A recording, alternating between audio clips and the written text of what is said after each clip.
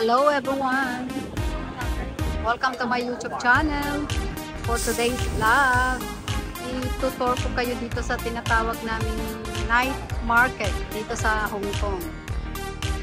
So tara, let's go guys! Sabayan nyo ako ah! Ito yung tinatawag namin dito na night market ng Hong Kong. Parang Divisoria din siya. Ayan po.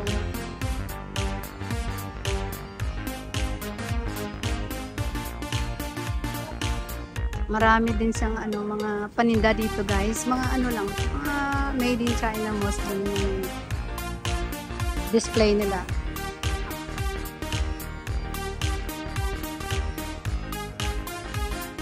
Akala nyo Pilipinas lang ang may Divisoria.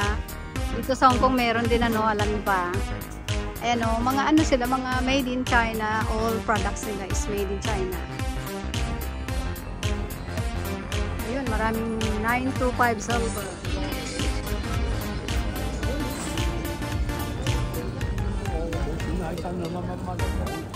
Oh, donggi na.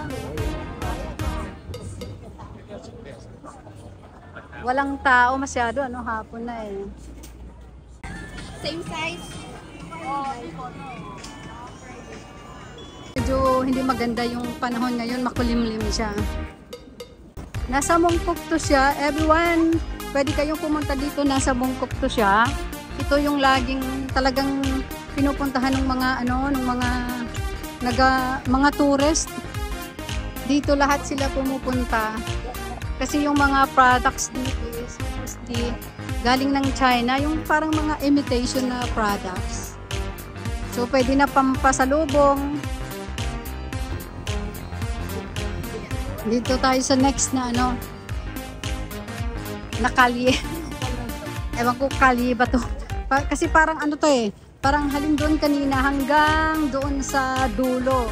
Lahat mga ganito. Ito dito nyo makikita. Yung mga sari-saring mga imitation na t-shirts. Tingnan mo kung parang original din siya.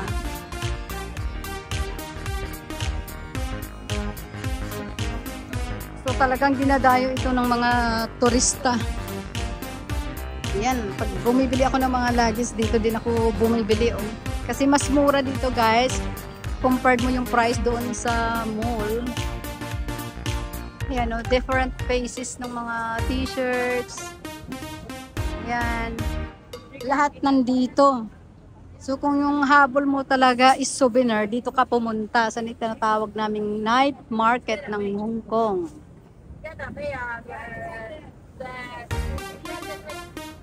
Ayan siya yung mga souvenir.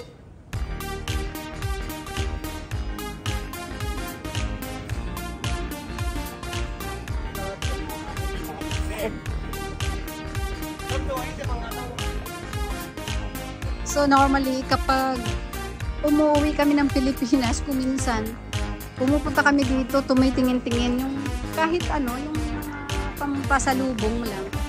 Hindi lang ako sure kung okay yung quality, but normally pag dito ako bumibili, yung mga ganyan guys, ang binibili ko ganyan. Mga yung pangdikit yung mga souvenirs para doon sa yung magnet.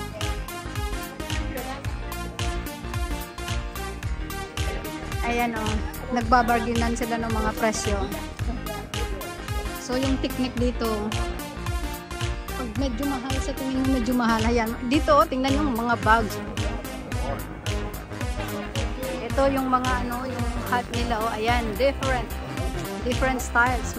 Makikita mo lahat dito. Ayan, mga scarves. Mura lang siya, affordable price siya.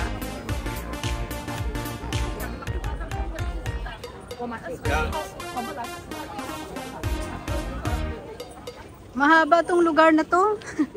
Dito to malapit lang kasi ako dito. Yung bahay namin dito mismo sa Bangkok. So ito, malapit lang ako dito. Kaya anytime na may time ako, pwede akong bumaba, mamalingke, pwede kong puntahan yan dito. So katulad ng halimbawa, pag magbabakasyon, so kung minsan, pag may nagustuhan ako dito ako bibili ng mga pasalubong. Pero yung mga small items lang. Like yung mga souvenirs na pang pang pasalubong. Yun.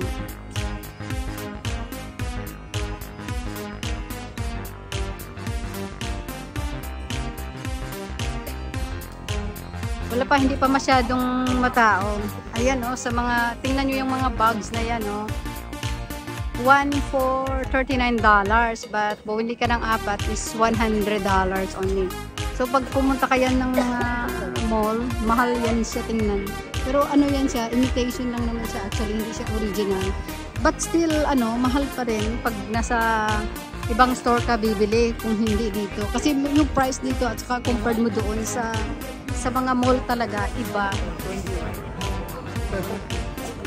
Halos kasi Sunday ngayon, maraming mga Pilipinang bumibili dahil nga yung gusto is pampasalubong. Sari-saring lahi nandito. Dito ako sa Pangyaw ko Dito ako mabili ng luggage. Hello. Hi. Say hi. Thank you. Thank you. Next time I buy luggage here. Okay, no problem. Thank you. Bye-bye. Marunong siyang mag-English ng konti. Siya talaga kahit yung mga yung mga kaibigan ko pag may magpabili sila kasi nga ako anytime pwede akong bumaba ng bahay namin. So sa gabi pag weekend ko pwede akong anytime pupunta ako dito at saka bibili. Diyan ako sa kanya bumibili talaga kasi magkaibigan na kami. So kung minsan kunyari magbili ako ng dalawang luggage, yun bigyan niya ako ng discount kasi nga dinadalan ko daw siya ng mga customer. Medyo na siya, medyo paggabi na kasi Kaya pag nasa labas ka medyo, ayun tingnan niyo yung kalangitan. Ayan, medyo makulimlim siya. So lahat, mga amunin, bumili ka na kasi gusto niya. Sabihin mo $20. Tapos, magkano una yung presyo? $59. O ngayon, hahabulin ka niya. $30. Bigyan na lang. Tingnan mo. Sabihin mo sa kanya, makipag-bargain ka dyan. Ganyan dito ang style Kasi sa kanila, kahit konti lang yung tubo nila, okay na yun as long as binilhan sila. So, makikita mo mga different hello. Different faces ang makikita mo dito. May mga foreigners, lahat ng mga turista. Yan.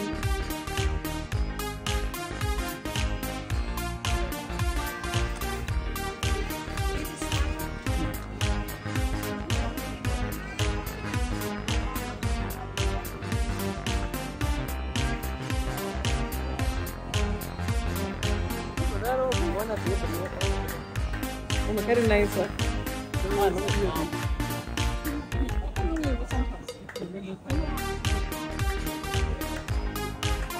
Yan may namamalakpak. Katulad niyan. Yung t-shirt niyan is 3 for 120. Ayun, nakikita nyo. 3 for 120 yan siya. Mura-mura na daw. Marunong siyang magsalita ng Tagalog.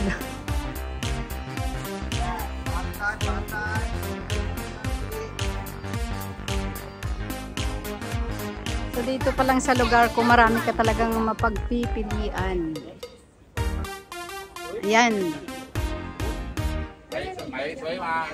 So Divisoria to ng Hong Kong guys Divisoria to ng Hong Kong. Baka akala nyo dyan Pilipinas, hindi po. Divisoria to ng Hong Kong. Ito yung tinatawag namin ditong night market.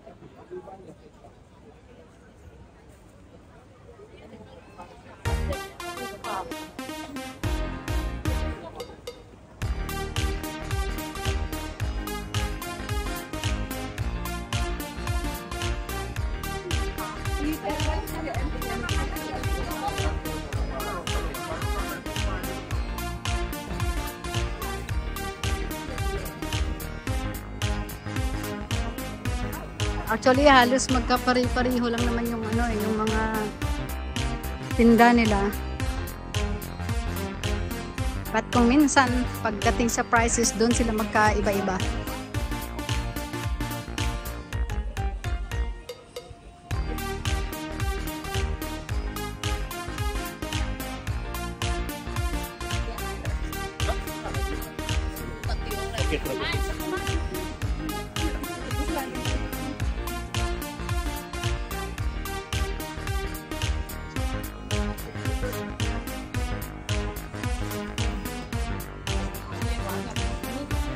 Hoy.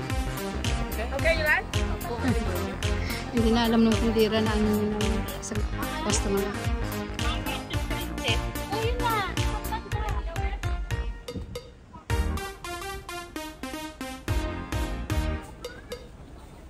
Ayan o, yung mga t-shirts na yan o, yung different styles ng t-shirt na may pangalan na Hong Kong. Pag original yan, mahal. Pero pag dito, ayan, isa is $29. Pag, pag anim is $100. So, kung minsan pwede kang maghingi ng discount. Kung minsan gawin nilang 7 piraso, 100. So, ganyan lang yung style dito.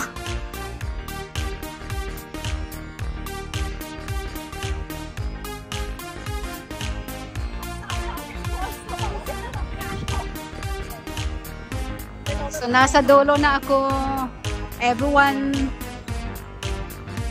So, for today's vlog. Hello, hi, say hi to my vlog. What's your name? Just call me B. Hi, Bibi. Thank you. Bye. Ano yun, nag-holiday din siya. Nadaanan niya ako. So, ito yung yung daan. Ito yung tinatawag namin itong Waterloo Road. Gabi na nga eh. Ayun.